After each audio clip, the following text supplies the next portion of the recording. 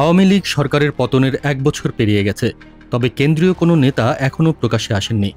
দীর্ঘ ১৫ বছর ক্ষমতার শীর্ষে ভোগবিলাসের দাপট দেখানো এই দলের শীর্ষ নেতারা এখন যেন দৃশ্যপটের আড়ালে অদৃশ্য। জীবন নিয়ে সবাই যেন নিজ নিজ মতো পালিয়ে আছেন। মাঝে মাঝে চোরাগোপ্তা অডিও বা ভিডিও বার্তা ছড়াচ্ছেন কেউ কেউ। এই নীরবতা এবং বিচ্ছিন্নতা রীতিমতো অস্তিত্ব সংকটে ফেলেছে সেই দলকে যারা মহান মুক্তিযুদ্ধের সময় নেতৃত্ব দিয়েছে। টানা ৪৪ বছর দলের সভাপতির পদ আঁকড়ে থাকা ক্ষমতাচ্যুত শেখ হাসিনার পদে আসছে বড় ধরনের পরিবর্তন। বিবিসি বাংলা এই খবর প্রকাশ করেছে, যেখানে বলা হয়েছে আওয়ামী লীগের শীর্ষ নেতৃত্বে আসতে যাওয়া পরিবর্তনগুলো কেমন হবে এবং কোন কোন পদে নতুন নেতৃত্ব আসছে।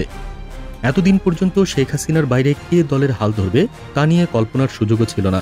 এখন গোটা দল অস্তিত্ব সংকটে থাকায় এবং শেখ হাসিনা নেতাকর্মীদের বার্তা না দিয়ে চলে যাওয়ায় দলের টিকে থাকা বড় চ্যালেঞ্জে পরিণত হয়েছে।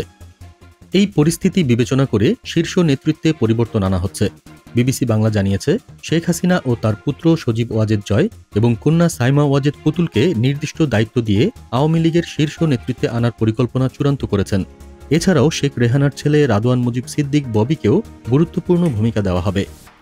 বিশেষভাবে লক্ষ্য করা যাচ্ছে, ভারতের প্রধান বিরোধী দল কংগ্রেস তাদের দলীয় নেতৃত্বে রাহুল গান্ধী ও প্রিয়াঙ্কা গান্ধীকে যুক্ত করার মডেল অনুসরণ করেছে।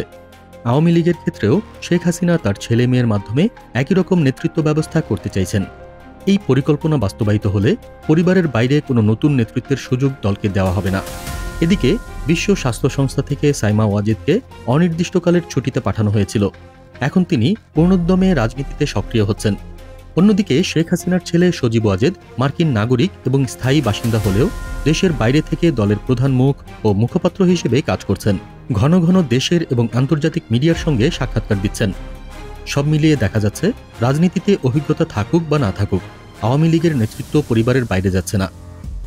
দলের কেন্দ্র থেকে নীরবতা এবং নেতাদের আড়াল ভঙ্গুরতায় স্পষ্ট করছে যে শীর্ষ নেতৃত্বের নতুন বিন্যাসের সময় এসেছে। রাজনীতির এই রহস্যময় পরিস্থিতি শিক্ষাবিদ, রাজনৈতিক বিশ্লেষক এবং সাধারণ নাগরিকদের মধ্যে উত্তেজনা তৈরি করেছে।